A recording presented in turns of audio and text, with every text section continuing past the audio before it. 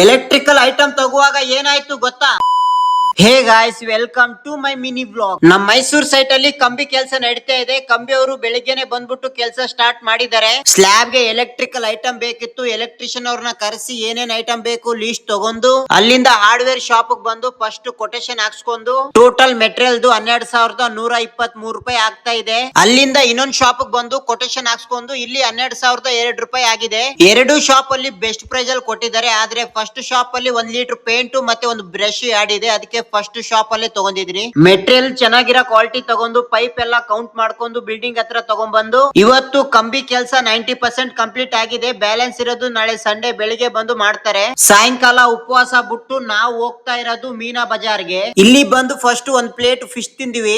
ಆಮೇಲೆ ಒಂದು glass special ಬಾದಾಮ್ ಶೇಮಿಯಾ ತಿಂದಿವಿ. ಬಂದಿದ್ ಕೆಲಸ ಏನಪ್ಪಾ ಅಂದ್ರೆ ನಮ್ ಫ್ರೆಂಡ್ ಬಟ್ಟೆ ಬೇಕಿತ್ತು, ಬಟ್ಟೆ ತಗೊಂಡು ಇವತ್ತಿನ ಬ್ಲಾಗ್ ಇಷ್ಟೇ. ಸಿಗೋಣ ಮುಂದಿನ ವಿಡಿಯೋದಲ್ಲಿ. ಧನ್ಯವಾದಗಳು.